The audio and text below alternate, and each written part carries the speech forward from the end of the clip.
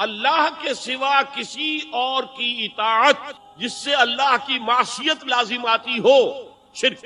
لا طاعت لمخلوق فی معصیت الخالق.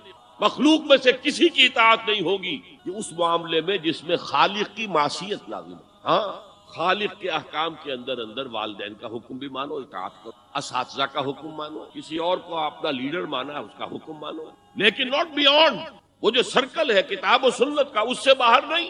لا طاعت لمخلوق فی معصیت الخالق، یہ آپ الجبرے کے فارمولے کے طور پر اپنے سامنے رکھیں. اب اسے اپلائی کیجئے جیسے فارمولوں کے ذریعے سے پھر بڑے بڑے وہ سم جو ہے وہ حل کیے جاتے تھے سوالات. صبح کا وقت ہے، آنکھ کھلی ہے، کوئی اذان کی آواز بھی کان میں آئی ہے، آپ کا نفس کہتا ہے آپ نے اپنی چادر یا کمبل کو کروٹ لی. یہ کیا ہے؟ آپ نے کس کا حکم پیچھے پھینکا اور کس کا؟ اللہ کے حکم کو پیچھے پھینک دیا، نفس کے حکم کو آگے. یہ شرک. اس شرک کو جاننے والے بہت. مولانا روم نے خوب کہا تھا نفس ماں ہم کم ترس فرعون نیست لیکن ایراعون میرا نفس بھی فرعون سے کم نہیں. فرعون نے کہا تھا نا الیس لی ملک مصر وہذہ الانہار تجری من تحتی، کیا اس ملک مصر کی حکومت میری نہیں ہے؟ اور سارا جو یہ آب پاشی کا نظام ہے، انہار کا نظام ہے، وہ میرے کنٹرول میں نہیں ہے. جس کا چاہوں موگا کھلا رکھوں، جس کا چاہوں بند کر دوں. یہ تھا خدائی کا دعویٰ، انا ربکم الاعلی. تو مولانا روم کہتے ہیں میرا نفس بھی اس سے کمتر نہیں. وہ کہتا یہ جسم میرا ہے، اس پر میرا حکم چلے گا، میں نہیں جانتا کون اللہ کون رسول، کیا حرام کیا حلال. تو فرعون سے کم تو نہیں ہے میرا نفس. لیکن ایراعون اس کی بہت مدد تھی، فوج تھی، لاؤ لشکر تھا، تو اس نے زبان سے بھی کہہ دیا کھل کر انا ربکم الاعلی. میں مسکین ہوں، غریب ہوں، میرے پاس کوئی طاقت نہیں ہے، میں زبان سے تو کچھ نہیں کہہ سکتا، اندر سے میرا نفس یہی کہتا. یہ نفس کی حکومت قرآن کہتا ہے. بحران ہو دو جگہ یہ مضمون آیا. ارأیت من اتخذ الہہ ہواہ افانت تکون علیہ وکیلا. اے نبی تم نے دیکھا اس شخص کو، اس کے حال پر غور کیا جس نے اپنی خواہش نفس کو اپنا الہ بنا دیا. اللہ اکبر. الہ لا الہ الا اللہ، کلمہ توحید کا مرکزی لفظ یہاں آ رہا ہے. من اتخذ الہہ ہواہ، جس نے اپنی خواہش نفس کو اپنا معبود بنا لیا، الہ بنا. افانت تکون علیہ وکیلا، کیا آپ ایسے شخص کی کوئی ذمہ داری لے سکتے ہیں؟ سود حرام ہوا کرے جی، حرام ورام، ہمارا دھندا جو ہے وہ آگے بڑھ نہیں سکتا. تو اللہ کے حکم کو پیچھے ڈالا، نفس کے تقاضے کو آگے رکھا. کون معبود؟ نام عبداللہ رکھیے، نام عبد الرحمن رکھیے، ہے عبد النفس، نفس کے بندے، نفس کے غلام. یہ میں نے یوں سمجھیے کہ جیسے میں نے ہجرت اور جہاد کی ڈیفینیشنز کی. ہجرت کا بیس کیا ہے؟ پوچھا گیا ایو الہجرت افضل یا رسول اللہ، اے اللہ کے رسول بتائیے سب سے اعلیٰ ہجرت کون سی ہے، افضل؟ فرمایا ان تہجر ما کرہ ربک، ہر اس چیز کو چھوڑ دو جو تمہارے رب کو پسند نہیں. آج رات ہی سے آپ ہجرت شروع، جائزہ لیجئے کیا کیا چیز تو اللہ کو ناپسند ہے، فیصلہ کیجئے کہ آج کے بعد نہیں ہوگی.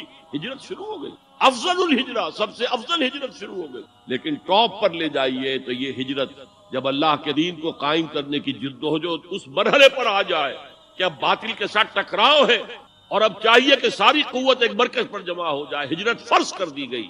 وہ ہجرت گھر بار چھوڑ کر، اہل و عیال کو چھوڑ کر، اور مکے کے بھیڑیوں کے رحم و کرم پر چھوڑ کر اپنے گھر والوں کو جو لوگ ہجرت کر کے آئے. حکم ہجرت مدینہ فرض تھی، ہجرت حبشہ فرض نہیں تھی، صرف اجازت تھی کہ جن سے سختیاں نہیں جھیلی جا رہی مزید وہ چلے جائیں. تو ہجرت کا یہ ابتدائی نقطہ، انتہا یہ. جہاد المجاہد من جاہد نفسہ، جہاد تو یہاں سے شروع ہو گیا، اپنے نفس کے خلاف جہاد کرنا. صبح نفس نے کہا ابھی سو جا، آپ نے نفس کی بات کو رد کیا، اپنا کمبل اٹھا کے پھینکا، اٹھے، وضو کیا، نماز کے لیے آپ مسجد چل، آپ نے جہاد کیا نفس کے خلاف. یہ افضل الجہاد ہے. اور سب سے چوٹی اوپر یہ ہے کہ جب وہ حق و باطل کی جنگ ہو تو جان ہتھیلی پر رکھ کر میدان میں حاضر ہو جاؤ. والعبادہ، دعا جو ہے وہ عبادت کا جوہر ہے، عبادت کی روح ہے، بلکہ یہ کہ اصل عبادت جو ہے وہ دعا ہی ہے. لہذا توحید سے دعا کیا ہے؟ لا تدعو مع اللہ احدا، اللہ کے ساتھ کسی اور کو مت پکارو. یہ سورہ جن کی آیت ہے. یعنی یہ ہے کہ ایک تو یہ کہ آپ اللہ کو پکار ہی نہیں رہے، پکار ہی رہے اپنے دیویوں کو، دیوتاؤں کو، اپنی لات کو، عزا کو، منات کو، ہبل کو، وہ تو اور دور کی بات ہو گئی. ایک ہے شرک فی الدعا، اللہ کو بھی پکار رہے اور کسی اور کو بھی پکار رہے. اب وہ کوئی اولیاء اللہ بھی ہو سکتے ہیں، کوئی ملائکہ ہو سکتے ہیں، کوئی انبیاء کی ارواح ہو سکتی ہے، کسی کو پکارنا کسی کا بھی ہوگا. دعا لا تدعو مع اللہ احدا، اور یہ در حقیقت ہم جب ہر رکعت جو ہے نماز کی ایاک نعبد و ایاک نستعین، پروردگار ہم صرف تیری ہی بندگی کرتے ہیں اور کرتے رہیں گے، اور صرف تجھ ہی سے مدد مانگتے ہیں اور مانگتے رہیں گے، یہ ہمارا قول و قرار ہے، یہ ہمارا عہد ہے اللہ کے ساتھ، اس کے خلاف نہ ہو، کسی کو پکارنے کی اجازت نہیں ہے۔ یہاں ایک باریک نکتہ سمجھ لیجئے، ایک ہے کسی کو پکارنا، کسی سے مدد چاہنا، کسی سے کسی کام کے اندر جو ہے کوئی امداد کی خواہش کرنا، جو کہ ہو دنیاوی جو معمولات ہیں، جو عام ہمارے قواعد ہیں، ظاہری مادی اسباب و وسائل کے درجے میں، وہ شرک نہیں ہے۔ میں کسی سے کہتا ہوں مجھے ذرا پانی پلا دو، یہ بھی ایک دعا ہے، استمداد ہے، مدد آپ نے مانگی ہے، اس سے اپنی ایک ضرورت پوری کرنے کے لیے کہا ہے، لیکن کیا ہے یہ کہ گھڑا ہے، وہاں رکھا ہوا ہے، وہاں پانی ہے، اس میں سے پانی لائے گا وہ دے دو۔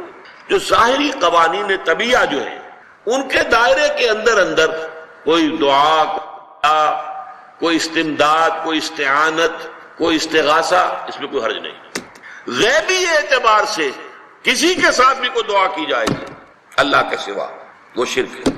وہ استدعا ہو، استغاثہ ہو، استعانت ہو، استمداد ہو، استنصار ہو، کچھ بھی ہو، غیبی طور پر دنیا کے معروف طریقوں میں اور جو ہمارے طبعی قوانین ہیں ان کے دائروں کے اندر مدد مانگنا، اس میں قطعاً کوئی شرک نہیں ہے، توحید ہے۔ البتہ اس میں بھی ایک باریک نکتہ ہے، ایک بزرگ تھے جو فوت ہو گئے، انہوں نے یہ بات مجھے جس طرح سمجھائی تھی وہ آج بھی میں ان کا مشکور ہوں، کہ دنیا میں عام قاعدے قانون کے تحت بھی کسی سے کچھ کہنا کہ بھائی میرا یہ کام آپ کر دیجئے، آپ کر سکتے ہیں، ایک دفعہ کہنا جائز ہے، دوسری مرتبہ یاد دلا دینا کہ شاید بھول گئے، وہ بھی جائز ہے، تیسری مرتبہ کہنا شرک ہو جائے گا، اور اس میں الہا و زاری کرنا اور خوشامدیں کرنا اور گڑ گڑانا، یہ تو شرک ہے۔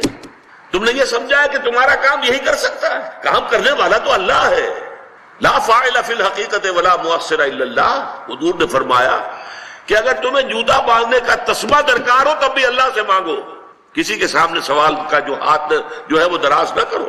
اللہ نے تمہیں ایک عزت نفس دی ہے، اس عزت نفس کو دہلا نہ بناؤ، کسی کے سامنے جو ہے اپنا ہاتھ پھیلا دینا، اپنی عزت نفس جو ہے تو ختم کر دینا ہے، مت مانگو کسی سے کچھ۔ لیکن یہ کہ ٹھیک ہے دنیا میں کام چلتا ہے۔ حضور کا شکی شان تو یہ تھی کہ اگر آپ سواری پر ہوتے تھے اور آپ کی چھڑی گر گئی تو سواری کو بٹھا کے اس سے اتر کر چھڑی خود اٹھاتے تھے، آپ کسی اپنے ساتھی سے یہ نہیں کہتے تھے کہ میری چھڑی پکڑا دو گی۔ آپ کی تو غیرت کا عالم جو ہے وہ بہت بلند تھا، بہت بلند تھا، بہت بلند تھا۔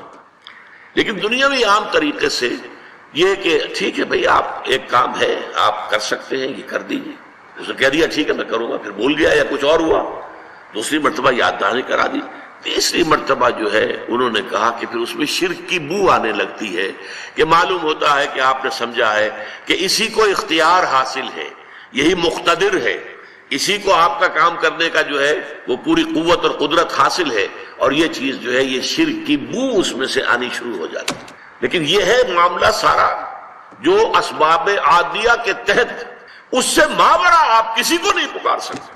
میں معذرت کے ساتھ عرض کروں گا اگر کسی کے جذبات کو ٹھیس پہنچے، آپ شیخ عبد القادر جیلانی رحمۃ اللہ علیہ کو نہیں پکار سکتے، محمد الرسول اللہ کو نہیں پکار سکتے، اور واقعہ یہ ہے کہ محمد الرسول اللہ کو تو پکارا بھی نہیں جاتا، پکارتے لوگ ہیں زیادہ حضرت علی کو، یا علی مدد، شرک۔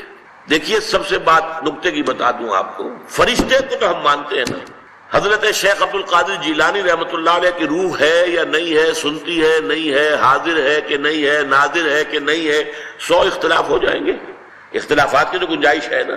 فرشتہ ہے یا نہیں ہے، وہ تو فرشتہ تو ہے، آپ کے دونوں کندھوں پہ بیٹھا ہوا ہے، کرامن کاتبین ہے کہ نہیں ہے، یرسل علیکم حفظہ، آپ کے جو باڈی گارڈ اللہ فرشتہ نہیں بھیجتا، لیکن آپ فرشتے سے بھی نہیں کہہ سکتے کہ میرا یہ کام کرو، فرشتے کے وجود پہ تو کوئی شک نہیں ہے، یا جبرائیل میرا یہ کام کرو، قطعاً نہیں، غلط، شرک۔ لا تدعو مع اللہ احدا، اللہ کے سوا پکارنا کسی کو نہیں ہے، دعا کسی سے نہیں ہے، استغاثہ کسی کا نہیں ہے، استعانت کسی سے نہیں ہے، استمداد کسی سے نہیں ہے، استنصار کسی سے نہیں ہے سوائے اللہ کے۔ دیکھیے ہمیں دین اگر سمجھنا ہے تو ہمیں پیچھے کے پیچھے جانا پڑے گا یہاں تک کہ حضور تک پہنچ جائے۔ البتہ حضور تک پہنچنے کا مطلب کیا ہے؟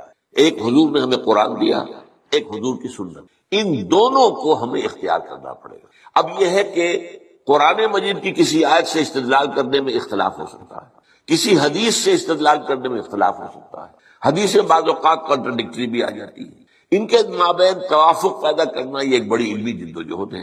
تو یہ جو انفر کرنا ہے قرآن سے اور حدیث سے، اس میں ہمارے فقہا نے اپنی زندگیاں لگائی ہیں، اور اس اعتبار سے اگر ان کو فالو کیا جا رہا ہے تو اس بنیاد پر کہ یہ قرآن اور سنت کی تعبیر ہے۔ لیکن اصل میں ہوا کیا ہے، جب ہمارا دور زوال شروع ہوا، امام ابو حنیفہ نے تو یہ کہا تھا کہ اگر کوئی صحیح حدیث تمہیں مل جائے میرے کسی موقف کے خلاف تو میری بات کو اٹھا کے دیوار پر دے مار دو۔ لیکن اس کے بعد یہ ہوتا ہے کہ فرقہ پرستی شروع، یہ فرقہ پرستی جو ہے اس نے ساری خرابی کی ہے۔ ورنہ ہم یہ سمجھیں، اور میں نے اس کے اوپر جو ہے ایک انٹرویو بھی میں نے حال ہی میں دیا ہے، اور میں نے یہ 20 اگست 1980 کو تقریر کی تھی علماء کنونشن کے اندر، جو ضیاء الحق صاحب کے دور میں علماء کنونشن 2-3 ہوئے تھے، ان میں سے پہلا کنونشن جو تھا اس میں میں بھی شریک تھا، اس میں نے تقریر کی تھی کہ ان فقہی اختلافات کا حل کیا ہے۔ تو میں نے کہا تھا کہ جہاں تک تو فیملی لاز ہے اور پرسنل لا، اس میں ہر فقہ کو کھلی آزادی ہونی چاہیے، کیونکہ بڑے سینسیٹیو ایشوز ہیں، عقائد کا معاملہ ہے تو سینسیٹیو ہے۔ اب نماز میں فرض کیجئے یا روزے کے اندر اگر آپ طے کر دیں فلاں وقت پر روزہ کھولنا ضروری ہے، تو ہو سکتا ہے کسی فقہ کے نزدیک اس وقت روزہ کھولنا درست نہ ہو۔ تو ان چیزوں کو تو چھوڑ دیا جائے لوگوں کی فقہوں پر، let them do what they are got to do. لیکن لا آف دی لینڈ میں کسی فقہ کو تسلیم نہ کیا جائے، بلکہ سب کو تسلیم کیا جائے۔ اب اس میرے فرق کو سمجھ لیجئے، کوئی فقہ بائنڈنگ نہیں، لیکن تمام فقہوں کو ہم اپنا سمجھے کہ یہ ہمارا ایک اثاثہ علمی ہے، ایک کامن ہیریٹاج ہے، ہمارا تراث علمی ہے۔ امام ابو حنیفہ نے یہ کہا، مالک نے یہ کہا، شافعی نے یہ کہا، حنبلی نے یہ کہا، امام جعفر صادق نے یہ کہا، امام زید نے یہ کہا، اور حزم نے یہ کہا، اور فلاں نے یہ کہا، عبادیوں نے یہ کہا۔ یہ گویا کہ ہمارا ایک کامن جو ہے، یہ ہمارا اثاثہ ہے۔ اس سب کو سامنے رکھ کر آپ ایک نئی قانون سازی کر سکتے۔ تو اس حوالے سے یہ، لیکن یہ ہوگا کیسے؟ جیسا کہ آپ نے علماء کی بات کی، علماء تو اس کے اندر اتنے سخت ہیں کہ ایک فقہ سے باہر قدم نکالنا گویا کہ آپ ان کے نزدیک کفر ہے۔ حالانکہ کہتے یہ ہیں کہ کم سے کم 4 فقہوں کو، تو میں نے تو 8 گنوائی ہے نا، حنفی، مالکی، شافعی، حنبلی، جعفری، زیدی، عباضی اور ظاہری، یہ 8 فقہ ہیں۔ یہ 8 میں یہ سب کے سب جو ہے انہوں نے قرآن اور سنت سے استفادہ کیا ہے۔ ان سب کو رکھے بیک گراؤنڈ میں، جیسے کہ آپ کو معلوم ہے کہ ہائی کورٹ، سپریم کورٹ کے فیصلوں میں یہ حوالے آیا کرتے ہیں کہ بامبے ہائی کورٹ نے فلاں ایسا ہی مقدمہ تھا، اس میں یہ فیصلہ دیا تھا۔ یہ پریسیڈنٹس ہیں۔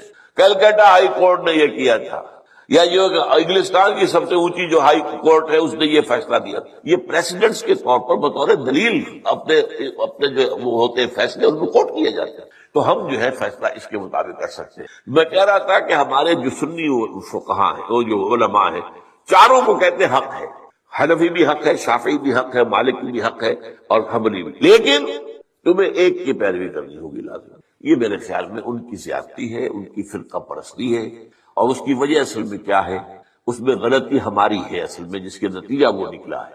ہم نے نہ دین پڑھنا ہے نہ سیکھنا ہے، ہم نے ایک مولوی کلاس پیدا کر دی، ایک پروفیشن پیدا کر دیا۔ حالانکہ اسلام میں کوئی مولوی پروفیشن، اسلام میں کوئی پاپائیت نہیں ہے، اسلام میں کوئی برہمنزم نہیں ہے۔ یہ نہیں ہے کہ جب تک برہمن نہیں آئے گا شادی نہیں ہو سکتی، جب تک برہمن نہیں آئے گا ارتھی جو ہوتی ہے اس کو آگ نہیں لگائی جاتی ہے۔ ہمارے یہاں کوئی برہمنزم نہیں، لیکن چونکہ ہم تو پڑھتے نہیں، ہم نے تو اپنے آپ کو اور طرف لگایا ہوا ہے۔ تھوڑی سی دینی بنیادی معلومات حاصل ہوں، قرآن اور حدیث کا علم کچھ ہو، تو ہر شخص نماز پڑھا سکتا ہے، ہر شخص جو ہے اپنی بیٹی کا نکاح خود پڑھائے، ہر شخص جو ہے وہ اپنے والد کا جنازہ خود پڑھے، تو وہی گویا کہ پروفیشنل ختم ہو جائے گا۔ تو چونکہ یہاں فرقہ پرستی ہوئی، پروفیشنلزم آیا، پروفیشن میں آپ کو معلوم ہے کہ پروفیشنل جیلسی از دی رول، اس میں تو جو ہے ایک دوسرے سے حسد اور بغض اور ایک دوسرے کے خلاف یہ تو لازم ہے۔ تو یہ اصل صورتحال بگڑی ہوئی ہے۔ اس کا علاج یہی ہے کہ آپ کمر ہمت کسے، خود قرآن اور حدیث کو پڑھے، اللہ کا نام لے اور کمر کسے۔ یہی کام ہم نے کیا، میں نے یہی کیا۔ میرا پیشہ تو نہیں تھا، میں مولوی تو نہیں تھا، میرے پاس کسی مدرسے کی سند تو نہیں ہے۔ 40 سال میں نے جمعہ پڑھایا ہے الحمدللہ، درس قرآن میں 50 سال سے دے رہا ہوں الحمدللہ۔ میرے بیٹے اب جمعہ پڑھا رہے ہیں، وہ ایک MBBS سے، ایک جو ہے MA فلاسفی ہے، ایک جو ہے وہ ڈاکٹریٹ کے کورسز انہوں نے مکمل کر رکھے ہیں اکنامکس کے اندر، پڑھا رہے ہیں۔ ان لوگ کیا پڑھا رہے ہیں؟ تو یہ کام کرنا جو ہے اس کی طرف زیادہ توجہ ہونی چاہیے پازیٹیولی. باقی جو کچھ ہے اس کا آپ کا مشاہدہ صحیح ہے، وہ غلط بات آپ نہیں کہہ. دیکھیے ہمارے جو اسلاف ہیں صحابہ کرام کے بعد ائمہ، یہ ہمارے اسلاف میں چوٹی میں ہیں. ان اسلاف میں، ان ائمہ میں دو بنیادی قسمیں ہیں، ایک محدثین اور ایک فقہا. محدثین ان کا کام کیا تھا؟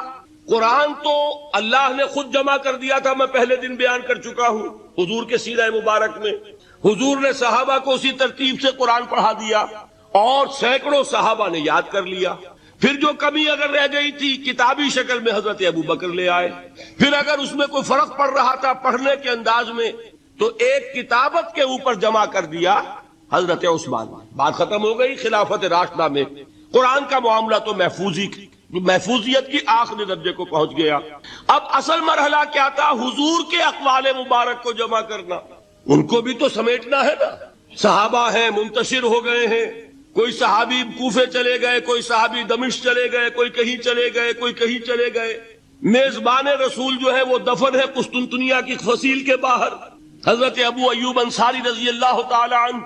اب ان سب کے پاس، کسی کے پاس اتنی احادیث، کسی کے پاس اتنی احادیث. ان کو جمع کرنے کا کام، پھر چھان پھٹک کرنے کا کام، پھر مرتب کرنے کا کام یہ کس نے کیا؟ محدثین کرام نے. بہت بڑے محسن ہیں اس امت کے محدثین کرام، پوری زندگیاں کھپائیں. ایسا بھی ہوا ہے ایک صحابی مدینے سے چلتے ہیں، ایک محدث مدینے سے چلتے ہیں، انہیں معلوم ہوتا ہے کہ ایک صحابی دمشق میں ہے، ایک حدیث وہ بیان کرتے ہیں. ذرا باریک باتیں سمجھ لیجئے گا. ان کو وہ حدیث معلوم تھی لیکن وہ حدیث 3 راویوں کے راستے سے آ رہی تھی. ان کے پاس جو حدیث تھی وہ 2 راویوں کے حوالے سے تھی. اب وہ جاتے ہیں اور وہ بیت المقدس کا اور وہ دمشق کا سفر کرتے ہیں صرف اس حدیث کو سننے کے لیے. سواری سے اترتے بھی نہیں. میں نے سنا ہے آپ حضور کی یہ حدیث بیان کرتے ہیں. جی ہاں، ذرا مجھے سنا دیجئے. سنا دیا. ویسے ہی اپنے اونٹ کی جو ہے گردن موڑ لی کہ واپس. بھائی اترو، ٹھہرو، قیام کرو. نہیں، میں صرف ایک حدیث رسول تم سے سننے کے لیے آیا تھا، میں اپنے اس سفر میں کوئی اور مقصد جمع نہیں کرنا چاہتا. یہ کام کیا محدثین. بہرحال میں اس وقت جمع و تدوین حدیث کے موضوع پر میری گفتگو نہیں ہے، لیکن چونکہ ہمارے اس جدید دور کے فتنوں میں ایک فتنہ ہے انکار حدیث کا.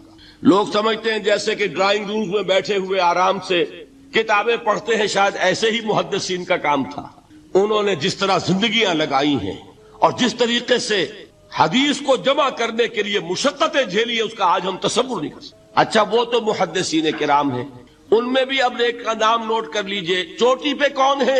امام بخاری، امام مسلم، امام ترمذی، امام احمد ابن حنبل، امام ابن ماجہ، امام ابو داؤد سب ہیں. لیکن چوٹی پر رئیس المحدثین کون ہے؟ امام بخاری. اچھا اب تیسرا طبقہ ہے ہمارے ہاں، دوسرا وہ ہے فقہا. قرآن بھی جمع ہو گیا، حدیث بھی آ گئی. اب اس سے احکام نکالنے بھی تو ہے نا، استدلال کرنا ہے، حدیثوں کو جوڑنا ہے، قرآن کے ساتھ ان کا ربط تلاش کرنا ہے اور پھر کوئی حکم تلاش کرنا ہے، اجتہاد کرنا ہے.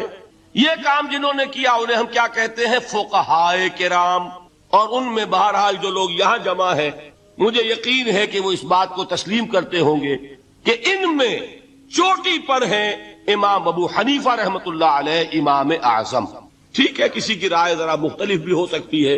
کوئی شافعی مسلک کا ہے تو امام شافعی کو بہرحال وہ اونچا درجہ دے گا، مالکی مسلک کا ہے تو امام مالک سے اسے زیادہ نسبت ہے. لیکن واقعہ یہ ہے پوری دنیا نے تسلیم کیا ہے کہ قانون کا جتنا سینس امام ابو حنیفہ کو ہے. قانون ایک علیحدہ شے ہے، اخلاقیات علیحدہ چیز ہیں. ایک شے کا اخلاقی تقاضا کچھ اور ہے، قانونی تقاضا کچھ اور ہے. آپ کو کسی نے تھپڑ مارا، اخلاقی تقاضا کیا ہے؟ معاف کر دو بھائی.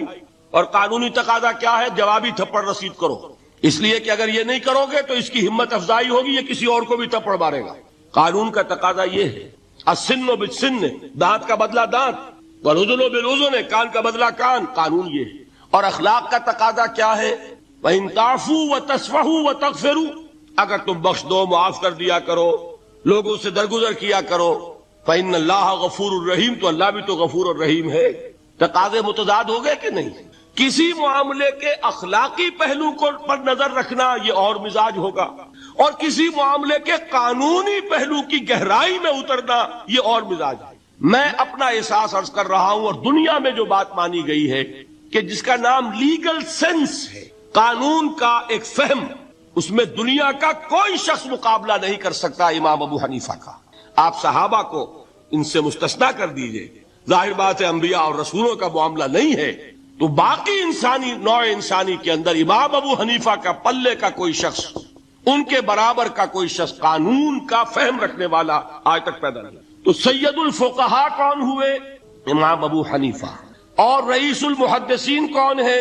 امام بخاری۔ یہ ساری جو میں نے اس وقت آپ کو تمہید بیان کی، وہ اس مسئلے کے لیے پریشان کن مسئلہ یہ ہے کہ امام ابو حنیفہ کی طرف یہ بات منسوب ہے کہ وہ یہ فرماتے ہیں الایمان قول، ایمان نام ہے صرف قول کا، عمل اس میں زیر بحث نہیں آتا۔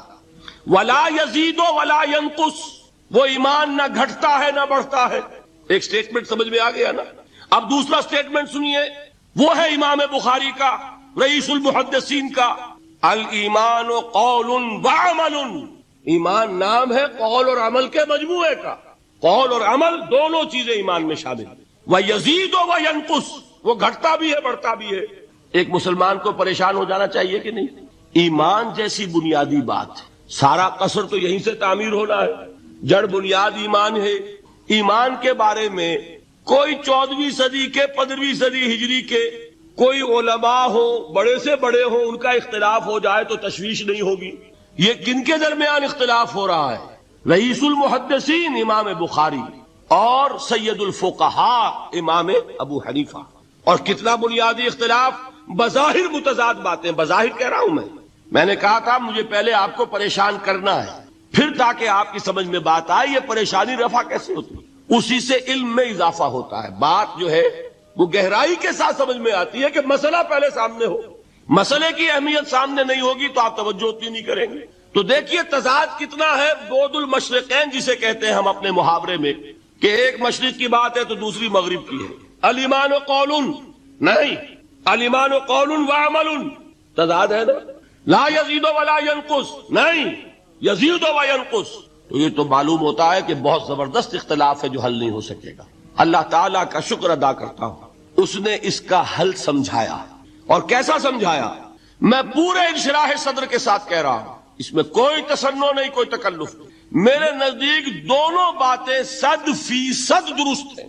یہ نہیں کہ 50% یہ درست 50% وہ درست، نہیں، یہ بھی 100% درست، یہ بھی 100% درست۔ فرق کیا ہے؟ محل مختلف ہے۔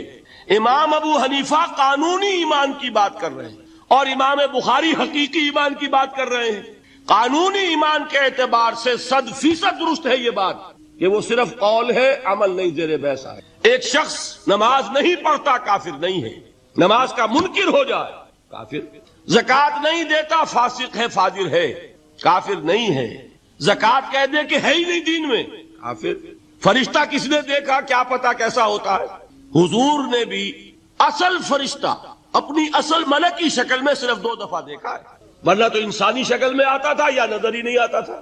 2 باتیں تھی، وہی ہو جاتی تھی، نظر کوئی نہیں آتا تھا، یا انسانی شکل میں نظر آیا۔ صرف چند شعائر کے اوپر اپنے آپ کو محدود کر کے اور انتہائی تنگ نظر فرقے کی صورت اختیار کی۔ اس وقت بدترین فرقہ پرستی جو ہے وہ اس حلقے میں سب سے بڑا مرکز دیوبند بنا۔ یہ باتیں پہلے بھی آ چکی ہیں، اب پھر ایک دوسرے اینگل سے آ رہی ہیں۔ جس نے قال اللہ و قال رسول کے حصار میں محصور ہو کر مذہب کا تحفظ کیا، اور اس قول میں ہرگز کوئی مبالغہ نہیں ہے کہ دیوبند ایک درسگاہ و دارالعلوم ہی نہیں، ایک عظیم تحریک ہے جس نے اس دور میں دین و مذہب کی حفاظت کا مؤثر رول ادا کیا اور جس سے متعدد علمی و عملی سوتے پھوٹے۔ چنانچہ شیخ الہند مولانا محمود حسن رحمۃ اللہ علیہ کے بعد شیخ الحدیث مولانا انور شاہ کاشمیری، حکیم الامت مولانا اشرف علی تھانوی، مجاہد حریت مولانا حسین احمد مدنی، شیخ الاسلام مولانا شبیر احمد عثمانی اور مبلغ ملت مولانا محمد الیاس رحمہم اللہ اور ان کے تمام علمی، روحانی، مذہبی اور سیاسی اور دعوتی اور تبلیغی سلسلوں کا اصل منبع دیوبند ہی ہے۔ حتیٰ کہ اوپر ہی کی مثال کے مطابق حقیقت یہ ہے کہ بر صغیر کی اکثر دینی درسگاہوں اور دینی و مذہبی تحریکوں کا تعلق بھی دیوبند کے ساتھ وہی ہے جو دنیا بھر کی مساجد کا خانہ کعبہ کے ساتھ، اور بر صغیر کے مذہبی عناصر میں سے صرف ان کو چھوڑ کر جن کی مذہبیت بس عرس و میلاد اور فاتحہ و درود تک محدود ہے، بقیہ تمام فعال مذہبی عناصر تحریک دیوبند ہی کی مختلف شاخوں سے متعلق اور منسلک ہیں۔ ویسے اس میں تھوڑی سی وضاحت مزید کر دوں میں، اس سے بھی پہلے یہ دو حضرات نے میر درد کا ایک شعر لکھ کر یہاں میری میز پر رکھ دیا تھا، وہ چاہتے ہیں کہ میں آپ کو سنا دوں۔ وہ جو میں نے آپ کو حدیث قدسی سنائی تھی، جس کو محدثین اس کی سند جو ہے اس کو معتبر قرار نہیں دیتے، لیکن مفسرین محققین نے تسلیم کیا ہے کہ اللہ تعالیٰ بندہ مومن کے دل میں سما جاتا ہے۔ وہ اس کا ترجمہ جو ہے شعر کی حالت میں خواجہ میر درد، کیونکہ وہ بھی صوفی تھے، ارض و سما کہاں تیری وسعت کو پا سکے، میرا ہی دل ہے وہ کہ جہاں تو سما سکے۔ یہ اسی کی ترجمانی ہے۔ میں یہاں یہ عرض کرنا چاہ رہا تھا کہ اہل حدیث تحریک جو ہے وہ بھی ایک زمانے میں بہت زوردار تحریک کی حیثیت سے رد بدعات، مشرکانہ اوہام ان کی نفی کے لیے اٹھی تھی، لیکن بدقسمتی سے بہت جلد یہ تحریک صرف چند شعائر کے اوپر اپنے آپ کو محدود کر کے اور انتہائی تنگ نظر فرقے کی صورت اختیار کی۔ اس وقت بدترین فرقہ پرستی جو ہے وہ اس حلقے میں، ساری بحث رفع یدین سے آمین بالجہر سے اللہ اللہ خیر صلی اللہ، اور دو چار ایسے ہی مسائل ہیں، باقی اور چیزوں کے ساتھ کوئی بحث نہیں، کوئی دلچسپی نہیں۔ وہ تو اٹھے تھے اصل میں بدعات کا ابطال کرنے، رسومات کی نفی کرنے، مشرکانہ اوہام کا سد باب کرنے۔ یہ چند مسائل جو ہیں مسلک کے مسائل ہیں، اب سارا زور جو ہے ان کے اوپر صرف ہوتا ہے لے دے کر۔ اور یہ جو ہے اس وقت میں اپنے دلی احساسات کی ترجمانی کر رہا ہوں کہ فرقہ پرستی جسے کہتے ہیں وہ جو ہے بدترین کیفیت جو ہے وہ اس جماعت کے اندر آ جاتی، کہلاتی جماعت ہے، جماعت نہیں ہے، فرقہ، بہت سخت فرقہ۔ ان میں سے نمبر ایک ایران ہے۔ اگر ہم چلتے ہیں عرب سے مشرق کی طرف تو ایران ایک اعتبار سے یہ بازی لے گیا ہے پورے عالم اسلام پر۔ ان کے مذہبی عقائد، ان کی فقہ سے ہمیں جو اختلاف ہے وہ ہے اپنی جگہ پر ہے۔ آپ کو معلوم ہے میرے بارے میں کسی کو اشتباہ نہیں ہو سکتا اس اعتبار سے، میری جس درجے دشمنی رکھی گئی ہے، جس طرح میرے سر کا جو ہے مطالبہ ہوتا تھا۔ دو ہی آدمی تھے پاکستان میں کہ جن کے سر مانگے گئے، ایک کراچی کے وہ شاہ بلیغ الدین صاحب اور ایک میں، تو اس حوالے سے وہ اپنی جگہ پر اختلاف ہے، لیکن اس حقیقت کا اعتراف کیے بغیر نہیں رہا جا سکتا۔ پورے عالم اسلام میں یہ واحد مسلمان ملک ہے جس نے بہرحال اپنی شریعت، اپنے عقائد کے مطابق ایک مذہبی انقلاب برپا کیا، اور پورے عالم اسلام میں مذہبی سطح پر حکومت کی سطح پر فنڈامنٹلسٹ صرف ایک ملک ہے، یا دوسرا جو ہے تھوڑا سا وہ ہے سوڈان، لیکن اس کی اہمیت اس لیے نہیں کہ وہ کسی عوامی انقلاب سے نہیں بنا، بلکہ وہ تو ایک فوجی انقلاب سے شکل بنی ہے جو بھی بنی ہے۔ اللہ کرے اس میں استقامت ہو، اس سے یقینی کوئی نتیجہ برآمد ہو جائے۔ خبریں بھی اچھی آ رہی ہیں، لیکن میں تو دنیا کا جو پرسپیکٹو ہے اس کے حوالے سے عرض کر رہا ہوں کہ اس پہلو سے ایران ان کا ٹارگٹ ہے، ٹارگٹ نمبر 1 ایک خاص اعتبار سے۔ ٹارگٹ نمبر 1 ایک دوسرے اعتبار سے ہم ہیں، وہ میں بعد میں عرض کروں گا۔ چونکہ حکومت کی سطح پر فنڈامنٹلزم ہے اور وہ آیا ہے ایک عوامی انقلاب کے نتیجے میں، پھر ان کے پاس تیل کی دولت ہے، اس کے خلاف اکنامک سینکشنز بھی ہو جائیں تو اگر لیبیا کھڑا ہو سکتا ہے تو بہرحال وہ بھی کھڑا ہو سکتا ہے، اور نقشہ وہ دنیا کو دکھا چکا ہے کہ لڑا دے ممولے کو شہباز، یہ نقشہ بھی اس نے دکھا دیا۔ یہ ہے ایران کا معاملہ۔ نمبر 2 پاکستان 400 برس کی تجدیدی مساعی کا امین ہے، امانت دار ہے۔ پورے ہندوستان میں مجدد الفسانی رحمت اللہ علیہ، شاہ ولی اللہ دہلوی رحمت اللہ علیہ، سید احمد بریلوی رحمت اللہ علیہ، ان کا جہاد، پھر اس 20ویں صدی عیسوی میں یا 14ویں صدی ہجری میں علامہ اقبال جیسا مفکر، مولانا مودودی جیسا مصنف، مولانا الیاس جیسا مبلغ، شیخ الہند جیسا مجاہد حریت، پورے عالم اسلام میں ان کا پیرلل کوئی موجود۔ یہ 400 سال کی تاریخ، اس کی امانت، اور اس کے نتیجے میں یہاں کے مڈل کلاس میں فنڈامنٹلزم کا ایک نیوکلیس ہے، اگرچہ حکومت کی سطح پر کوئی پیش رفت نہیں ہو سکی آج تک، بلکہ اب تو پسپائی ہو رہی ہے، اب پیچھے ہٹ رہے ہیں۔ وہ ہمارے ان سیاسی جو بھی زعماء ہیں جو جماعتیں ہیں ان کی غلطی، اور الیکشن ہی کو واحد میدان بنا کر اس کے اندر اپنا سارا وقت و توانائی اور قوتیں ضائع کر دینا، یہ ہے در حقیقت جس کا کہ یہ صدا مل رہی ہے کہ اس اعتبار سے تو پسپائی کی طرف ہے معاملہ، کسی پیش رفت کی طرف نہیں ہے۔ لیکن باہر والے تو دیکھتے ہیں نا کہ اندر کیا کچھ مواد موجود ہے۔ اگر مڈل کلاس میں وہ فنڈامنٹلزم کا بارود موجود ہے تو کسی بھی وقت اس کے اندر جو ہے وہ کوئی دھماکہ ہو سکتا ہے۔ دوسری بات جو ان کے لیے ایک اعتبار سے ٹارگٹ نمبر 1 ہمیں بنا رہی ہے وہ ہمارا ایٹمک نو ہاؤ ہے، پورے عالم اسلام میں اور کسی کے پاس نہیں۔ اسلامی بم اگر بنے گا تو یہی بنے گا۔ یہ ہے مختلف اسباب جس کے بنا پر ایران اور پاکستان کو آپ بریکٹ کر لیجئے، یہ اس نیو ورلڈ آرڈر یا آج کی میری گفتگو کے حوالے سے یہودی اور عیسائی گٹھ جوڑ کا جو ٹارگٹ نمبر 1 ہے، ایک اعتبار سے ایران ہے، ایک اعتبار سے پاکستان۔ پھر اس سرزمین میں علامہ اقبال جیسی شخصیت پیدا ہوئی ہے۔ یہ ساری چیزیں جو ہے یہ در حقیقت اشارہ کر رہی ہے کہ یہ ملک مشیت یزدی کے کسی طویل سلسلے کی ایک کڑی ہے، اور وہ سامنے آ گیا تھا کہ سن 47 میں یہ قائم ہوا ہے، اور پورے 9 مہینے بعد 14 اگست اور 13 مئی، 14 اگست سن 47 اور 13 مئی سن 48، پورے 9 مہینے بعد اسرائیل عالم وجود میں آ گیا۔ اللہ تعالیٰ نے اس عالمی بیماری، اس کے لیے جو علاج ہے وہ پہلے پیدا کیا ہے، جیسے کہ حدیث میں آتا ہے ما انزل اللہ من دائن الا انزل له دوان، اللہ تعالیٰ نے کوئی بیماری ایسی نہیں اتاری کہ جس کا علاج بھی نہ اتار دیا ہو۔ اور جیسے کہ ماں کی چھاتیوں میں بچے کی ولادت سے پہلے دودھ پیدا ہو جاتا ہے، اس کی غذا کا بندوبست پہلے ہو جاتا ہے، اسی طریقے سے اسرائیل کا جو فتنہ اٹھنے والا تھا اس کی سرکوبی کے لیے پاکستان وجود میں آیا ہے، اور آج وہ مرحلہ آ گیا ہے تاریخ کا ایک عظیم موڑ۔ آپ دیکھیں گے کہ بڑی مشابہت پیدا ہو گئی ہے۔